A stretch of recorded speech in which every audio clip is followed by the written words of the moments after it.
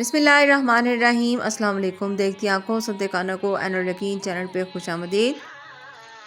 رسول اللہ صلی اللہ علیہ وآلہ وسلم نے فرمایا، خواب تین طرح کے ہوتے ہیں: دل کے خیالات، شیطان کا ڈرانا، اللہ کی طرف سے خوشخبری۔ خواب میں اگر کوئی شخص ناپسندیدہ چیز دیکھے تو کسی سے بیان نہ کرے بلکہ اٹھ کر نماز پڑھے۔ آج کے اس ویڈیو میں ہم ابلیس یعنی شیطان سے متعلق خواب اور اس کی مختلف صورتوں کی تعبیریں دیکھیں گے۔ اگر آپ نے بھی شیطان سے متعلق کوئی تعبیر جاننی ہے تو اس ویڈیو کو اینڈ تک لازمی دیکھیے گا۔ جو میرے چینل پہ نئے آئے ہیں، آپ لوگوں سے گزارش ہے کہ چینل کو سبسکرائب کر دیں اور ویڈیو پسند آئے تو لائک کرنا مت بھولیے گا۔ میں آپ لوگوں کے لیے خوابوں کی یہ تعبیر حضرت ابن سیرین رحمۃ اللہ علیہ کے خواب نامے تعبیر و رؤیا سے لے کر حاضر ہوں۔ آج کی اس ویڈیو میں ہم ابلیس یعنی شیطان کو دیکھنا اور اس کے متعلق مختلف جو صورتیں ہوں گی اس کے بارے میں جانیں گے، یعنی کہ ابلیس کو لڑائی میں ہرانا، شیطان کو باتیں کرتے ہوئے دیکھنا، شیطان آپ کو نصیحت کرتا ہو، شیطان آپ کا ہاتھ پکڑتا ہو، ابلیس کا متی ہوتے ہوئے دیکھنا، ابلیس کا شاد و خرم دیکھنا اور ابلیس کو مارنا، ان سب کی تعبیریں اور اس کی مختلف صورتیں ہم دیکھیں گے۔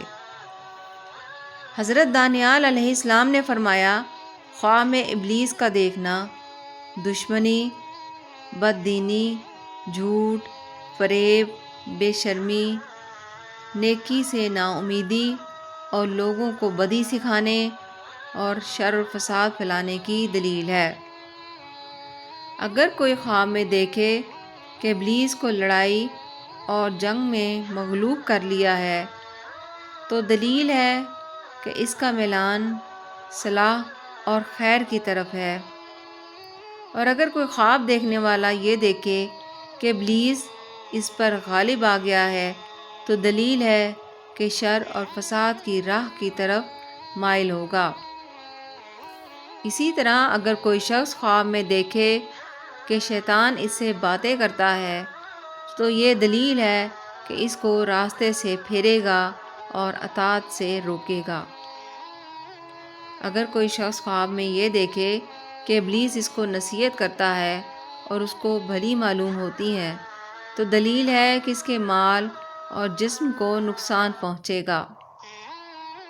اگر کوئی شخص خواب میں دیکھے کہ ابلیس نے اس کا ہاتھ پکڑا اور اس کو کسی جگہ لے گیا ہے اور اس نے لا حول ولا قوت الا باللہ العلی العظیم، یعنی اس کا ترجمہ یہ ہے، نہیں ہے پھر نہ گناہ سے اور نہ طاقت نیکی کی مگر اللہ بلند بزرگ کے ساتھ ہے، پڑھا تو دلیل ہے کہ کسی بڑے گناہ میں پڑے گا اور پھر کسی کی نصیحت سے اس گناہ سے رکے گا۔